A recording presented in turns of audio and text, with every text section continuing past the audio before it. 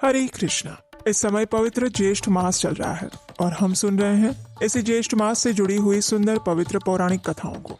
ये ज्येष्ठ मास हमें संयम, सेवा और साधना का संदेश देता है। जो भक्त इस समय में भगवान विष्णु की आराधना करते हैं, उन्हें सांसारिक सुखों के साथ साथ आध्यात्मिक आनंद भी सरलता से प्राप्त हो जाता है।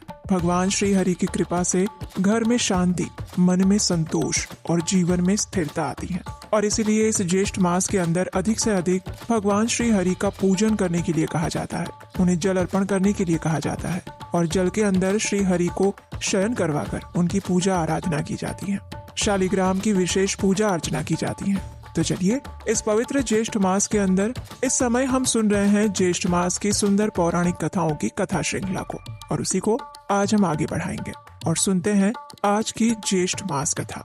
आइए आज की कथा आरंभ करते हैं।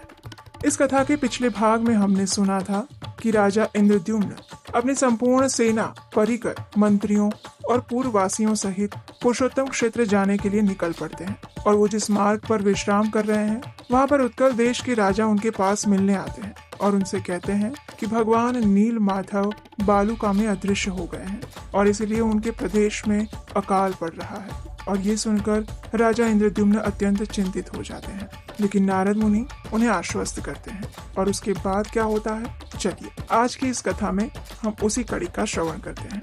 आइए आज की कथा में आपका स्वागत है। नारद मुनि द्वारा इस प्रकार आश्वासन दिए जाने पर राजा इंद्रद्युम्न अत्यंत प्रसन्न चित्त हो गए। उन्होंने उत्तम बुद्धि से विचार किया और फिर अपने परिश्रम को सफल माना। सभासदों को विदा करके मुनि का हाथ पकड़कर अंतःपुर में प्रवेश किया। फिर विधि पूर्वक उनकी पूजा करके उन्हें पलंग पर सुलाया और उन्हीं के साथ बातचीत करते हुए शेष रात्रि व्यतीत की। उसके बाद निर्मल प्रभात हुआ और नित्य कर्म पूरा करके राजा ने जगन्नाथ जी का पूजन किया। उसके बाद सभी महानदी के पार उतर गए। तत्पश्चात औड्र देश के राजा के बताए हुए मार्ग से राजा इंद्रद्युम्न अपनी सेना के साथ एकाम्र वन नामक क्षेत्र की ओर चले। वहां से कुछ दूरी जाने पर मार्ग में गंधवहा नाम वाली एक नदी मिली, जो बड़े वेग से बह रही थी।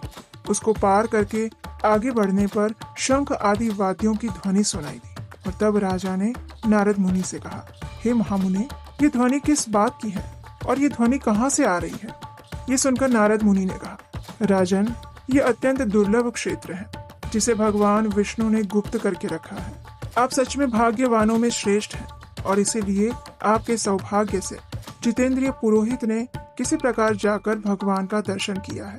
यहाँ से 3 योजन पर नीलगिरी विद्यमान है और ये भगवान गौरीपति का एकाम्र वन नामक क्षेत्र है, जो अब अधिक दूर नहीं है।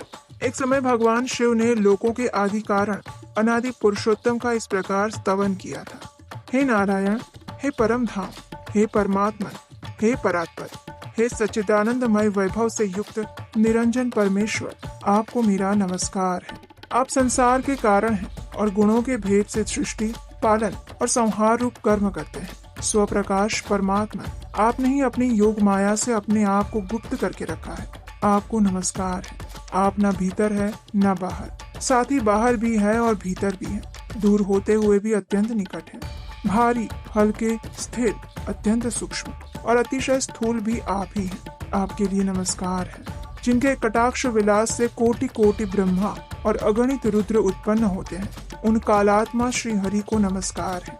जिनके एक एक रोम में अनेक अनेक ब्रह्मांडों का समुदाय भरा हुआ है, जिनका शरीर माप जोख के बाहर है, उन विश्वरूप भगवान को नमस्कार है। जिनके स्वरूप भूत काल के परिमाण से ब्रह्मा की सृष्टि और प्रलय होते हैं, मनवंतर आदि की संघटना करने वाले उन भगवान को नमस्कार है।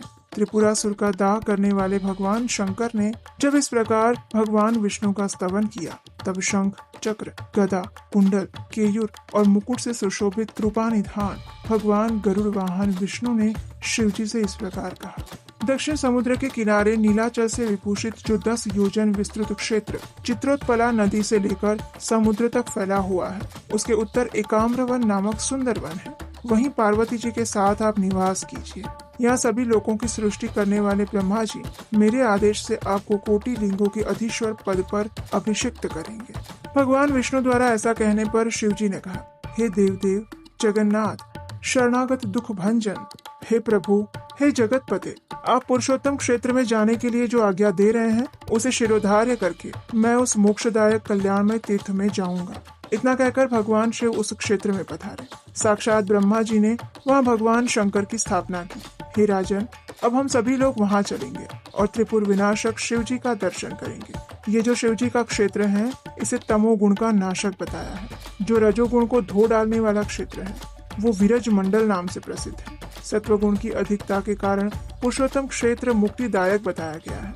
हे महाराज, जिनका चित्त पाप कर्मों से मलिन हो गया है, उनका विश्वास इस क्षेत्र पर नहीं जमता। नारद मुनि की बात सुनकर राजा का चित्त प्रसन्न हो गया और उन्होंने कहा, हे ब्रह्मन, आपने मुझे परम पावन क्षेत्र का परिचय दिया, जहाँ पर साक्षात भगवान उमापति विराजमान है।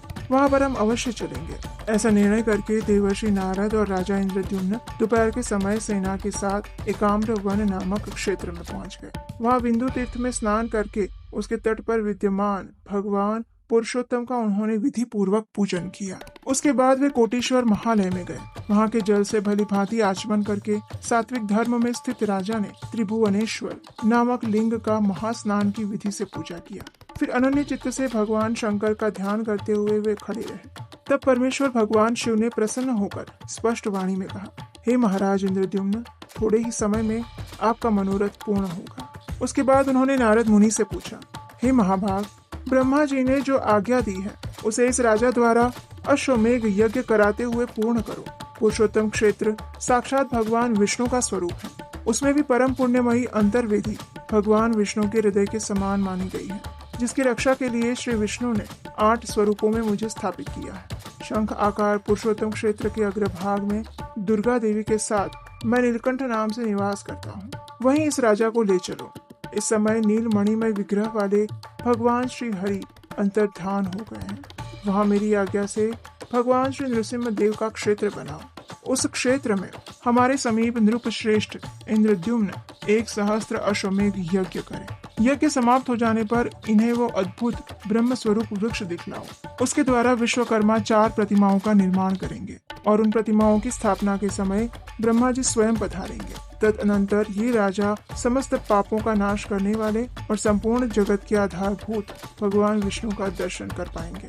काष्ठमय शरीर धारण करके प्रकट हुए भगवान के दर्शन मात्र से मोक्ष प्राप्त हो जाता है। नारद, भगवान विष्णु अपनी आज्ञा के पालन और भक्ति से प्रसन्न होते हैं। भगवान शिव की बात सुनकर नारद मुनि भी जगत गुरु महादेव जी को प्रणाम करने लगे और फिर हाथ जोड़कर कहा, हे प्रभु, आपने जो आदेश दिया है वैसा ही करने के लिए ब्रह्मा जी ने भी मुझे आज्ञा दी है। हे नाथ, आप और ब्रह्मा जी परमात्मा श्री हरि से भिन्न नहीं है। इन राजा इंद्रद्युम्न की भाग्य समृद्धि सच में महान है। इसी से इन्हें आप तीनों देवताओं का वो विशाल अनुग्रह प्राप्त हुआ, जिसको मन के द्वारा सोचा भी नहीं जा सकता था। जिनके प्रसंग से पापी मनुष्य भी भवसागर तर जाते हैं। वे भूत भावन भगवान विष्णु अचिंत्य महिमा वाले हैं। वे भगवान कितनी भक्ति से प्रसन्न होते हैं, ये बात बुद्धि में नहीं आ सकती। वेदों के स्वाध्याय आदि साधनों द्वारा चिरकाल तक विद्वान पुरुष यत्न करते रह जाते हैं, लेकिन सफलता नहीं मिलती और एक नीच मनुष्य अनायास होने वाले कर्म से मोक्ष पा जाता है। वनचर ग्वालों के घर में रहकर दही, दूध और जंगली फल मूलों से जीविका चलाने वाली गोपियां भगवान के स्नेह सुख का उपभोग करके ही मुक्ति पा गई थी। निरंतर भगवान से द्रोह रखने वाला शिशुपाल भी राजसूय यज्ञ की सभा में भगवान को कटु वचन सुनाकर भी मोक्ष को प्राप्त हो गया। भगवान का चरित्र ऐसा है वैसा है, इस प्रकार के निश्चय का विषय नहीं है। बहुत समय तक महान प्रयत्न करते रहने पर भी भगवान विष्णु के दिव्य चरित्र के विषय में कोई निर्णय नहीं दिया जा सकता। इस संसार में पुरुषोत्तम क्षेत्र का निवास भगवान की सायुज्य की प्राप्ति कराने वाला है। भगवान विष्णु इंद्रद्युम्न के प्रसंग से वहाँ सभी लोगों को प्रत्यक्ष दर्शन देंगे और उसके बाद भगवान शिव ने तथास्तु इतना कहकर वहाँ से वे अंतर्ध्यान हो गए।